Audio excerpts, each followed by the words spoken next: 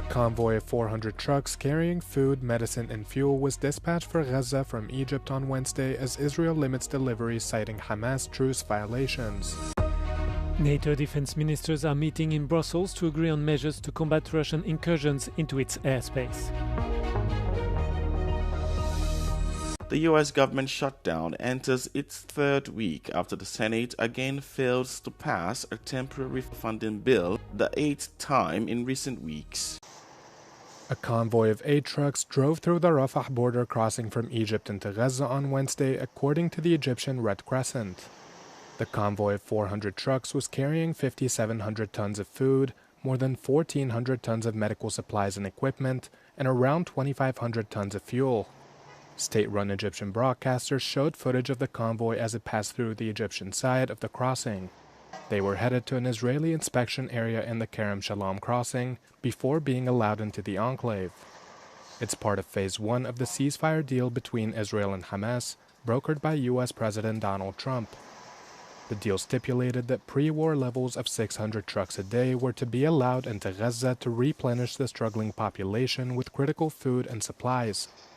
Israel said, however, that it would only permit 300 trucks daily, citing alleged Hamas violations of the deal. Earlier in the week, Israel threatened to keep Rafah shut and reduce aid supplies as it accused Hamas of releasing the bodies of deceased hostages too slowly. Humanitarian groups have called on Israel to immediately abide by the terms of the deal and allow the agreed-upon number of trucks to enter the strip. The story of a family that never lost faith. David and Ariel Cuneo, who were kidnapped by Hamas in 2023, have been released after 2 years of captivity. No, yo no me enteré. Pasó el tiempo. Me enteré. Después cuando lo vi a José Luis y Silvia. Yo no sabía ni lo que pasó, ¿no? Y después de que supiste que David, Ariel, Sharon, con las nenas... Toda la miseria. Ayer, ¿cómo empezó ese día? Ay, mejor no hablar. Nervioso. Hay ganas de abrazarlo. ¿Qué quieres que te diga? Yo a David lo quiero mucho porque tengo 4 nietos de oro y 2 hijos.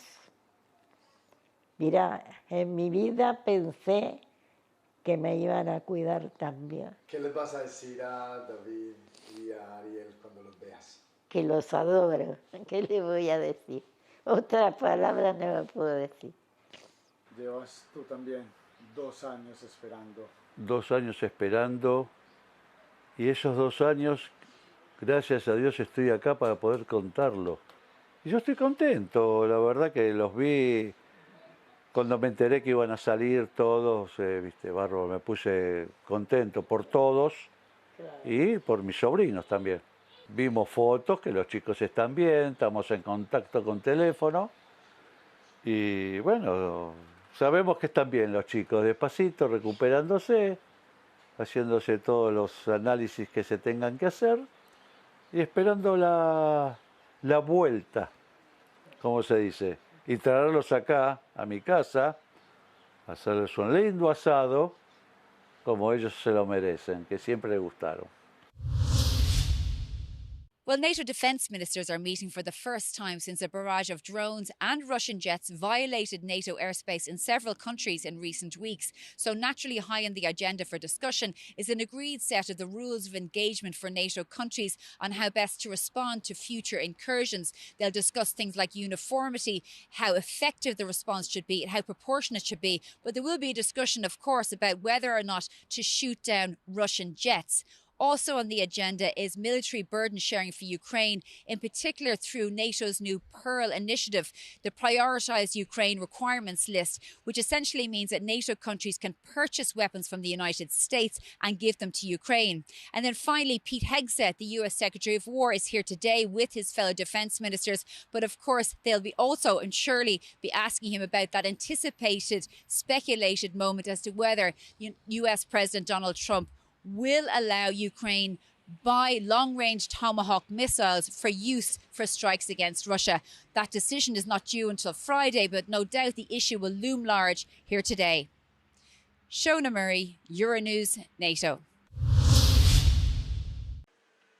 Sweden is readying for war. Since 2024, it has invested around 7.7 million euros to upgrade its 64,000 shelters built during the Second World War and the Cold War, like this one in Sweden's capital of Stockholm. Dilgeldam's car park seems like an ordinary underground parking area carved into the rock face, but it can actually also serve as a public shelter for 1.2 thousand people.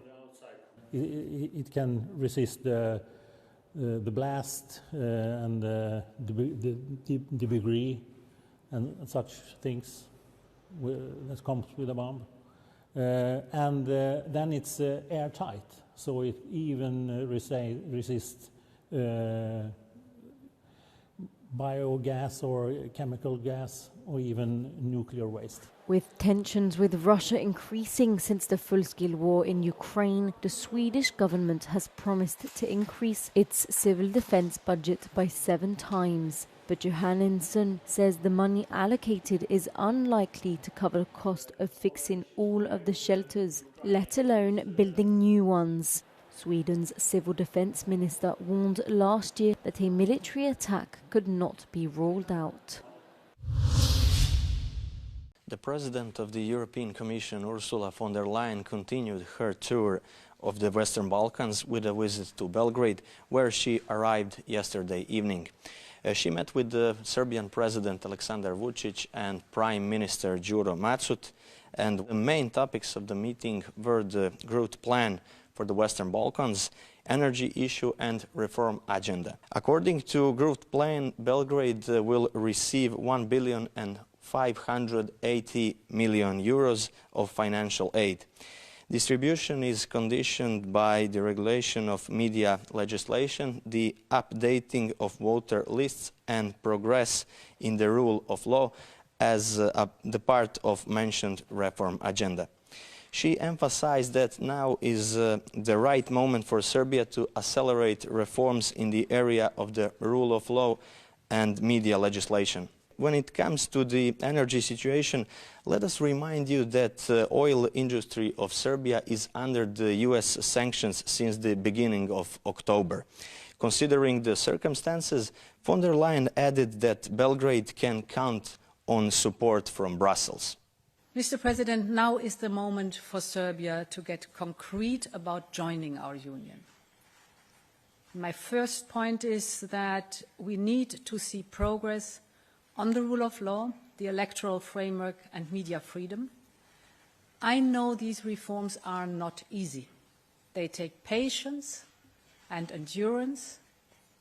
They must include all parts of society and the political spectrum, but they are worth the effort. After her visit to Belgrade, Ursula von der Leyen will visit Kosovo and North Macedonia, ending her tour of Western Balkan countries this year. Previously, the President of the European Commission visited Albania, Montenegro and Bosnia and Herzegovina. For Euronews from Belgrade, Nikola Krunić. The U.S. Senate rejected a bill to reopen the government for the 8th time on Tuesday, ensuring the shutdown will enter its 3rd week with lawmakers nowhere close to finding a resolution. Senators voted 49 to 45 on the GOP's House-passed continuing resolution, which would fund the government through late November, but they needed 60 votes to advance. At its core, the U.S. government shutdown is a debate over health care policy, particularly the Affordable Care Act subsidies that are expiring for millions of Americans who rely on government aid to purchase their own health insurance policies. Democrats demand that the subsidies be extended, but Republicans argue the issue can be dealt with later. The health care debate has dogged Congress ever since the Affordable Care Act became law under then-President Barack Obama in 2010. The Senate on Wednesday will vote for a 9th time on the House-passed stopgap bill, which would fund the government through November 21.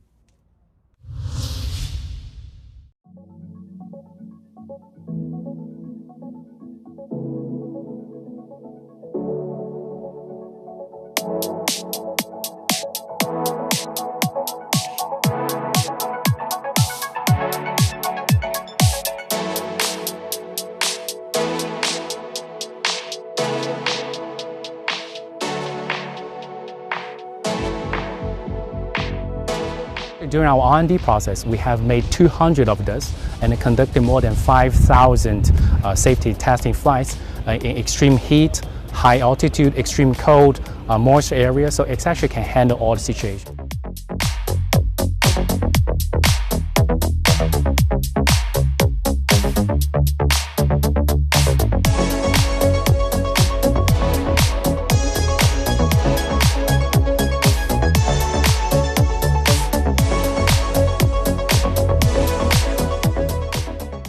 المجال الجوي نحن نتخيله نتخيله مثل الشوارع اليوم، لازم نسوي له نفس الشوارع ونسوي مثلا حق كل طياره مسار وحق كل مشروع مسار خاص فيه عشان ننظم هاي العمليات هاي، لان اليوم كل العمليات اليوم تتنظم اصلا اوريدي موجوده عندنا تطبيقات تنظم العمليات هاي، كل العمليات اليوم في دبي نحن نراقبها عن طريق التطبيقات اللي عندنا موجوده في هيئه دبي للطيران المدني، والتوجيهات اللي عندنا اللي موجوده طبعا مع المستندات.